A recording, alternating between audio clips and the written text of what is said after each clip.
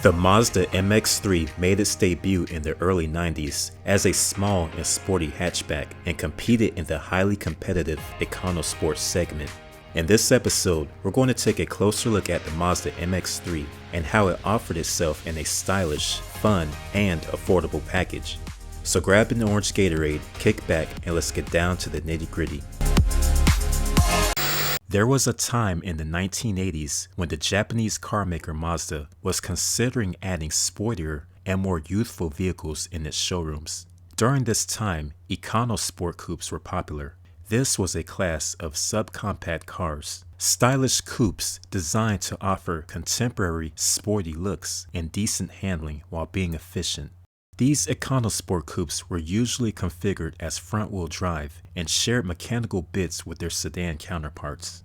An all-new Econosport Mazda model would eventually join the fray for various markets around the globe. 1988, the design for the future Mazda Econosport coupe was frozen. AZ3 would be the official name for the car in its Japanese home market, and this car will also be marketed as the Eunos Presso. But for the remainder of this video, we'll simply refer to it as its US market name, the MX-3. The coupe would utilize a platform known as the EC platform, which shared much of the BG platform of the contemporary 323. So naturally, the upcoming coupe would be front-wheel drive. The MX-3 would be small in size, but not so small in engineering. The MX-3 would sport a tiny V6 engine, which would be one of the industry's smallest. The small displacement V6 was developed to comply with Japanese government regulations concerning exterior dimensions and engine displacement. In a previous episode, we discussed how Japanese customers had to pay a relatively expensive annual road tax that comes with cars exceeding the dimensions and engine size limits established by the Japanese government. That said, the small displacement allowed it to evade a tax in its home market on engines 2 liters and larger. The smaller V6 engine was designated the K8. This engine had a feature which was dubbed by Mazda as Variable Resonance Induction System. The system comprised dual resonance tubes with butterfly valves that opened and closed at different engine RPM to vary the tube length, which would bolster the torque curve.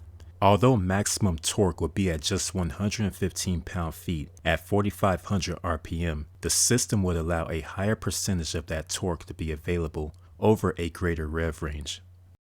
During the following year, 1989, a new 2-seater roadster made its debut for 1990. The MX-5 became a huge success with the general public. Looking to replicate the same level of success as the MX-5, developers quietly continued work on the MX-3 in the background. 1991. During the month of March, the Mazda MX-3 made its initial display at the Geneva Auto Show. The sporty hatchback displayed superior styling and was well received by observers. Although this car would be sold in various markets under different names, we'll be focusing strictly on the North American model.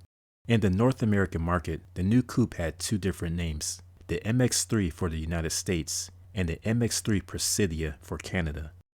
The MX-3 hit the showroom floor as a 1992 model. This was just 2 years after Mazda released the highly successful MX-5 Miata.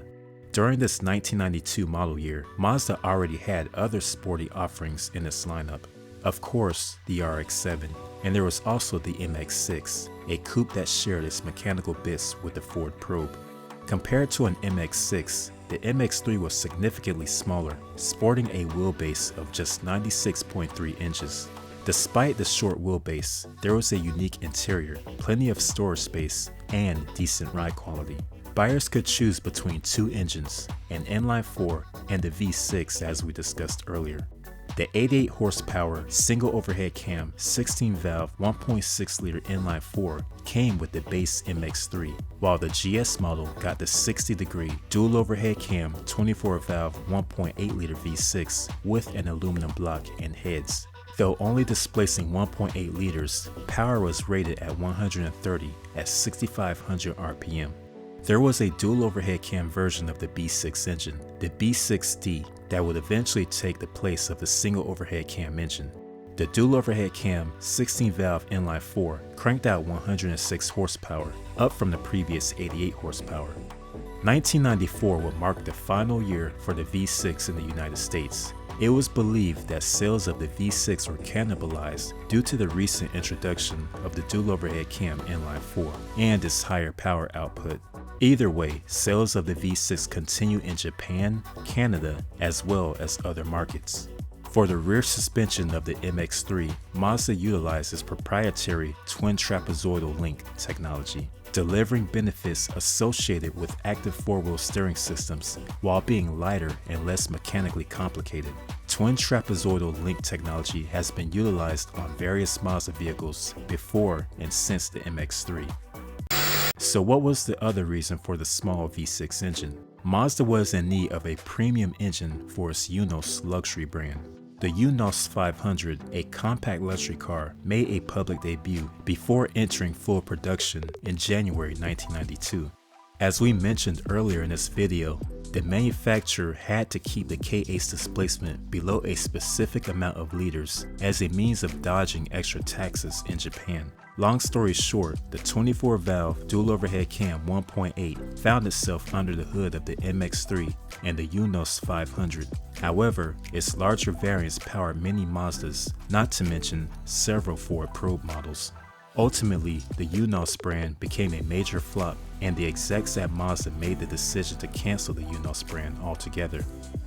As the effects of the Japanese asset price bubble became more apparent, and with the MX-5, not to mention the MX-6 being more popular, Mazda's only choice was to drop any model that was not meeting sales expectations. Thus, the MX-3 was discontinued after only a single generation of production.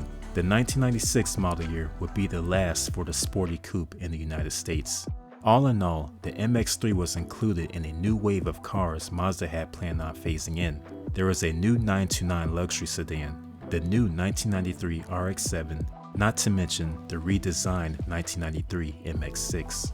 This was a time when Econosport coupes were popular. Cars like the Nissan NX2000 were a direct competitor to the MX-3.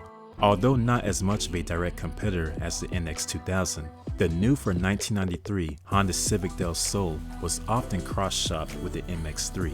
The MX-3 did, however, have an advantage over those other cars, and that was offering buyers a V6, something that was uncommon amongst the Econosport class.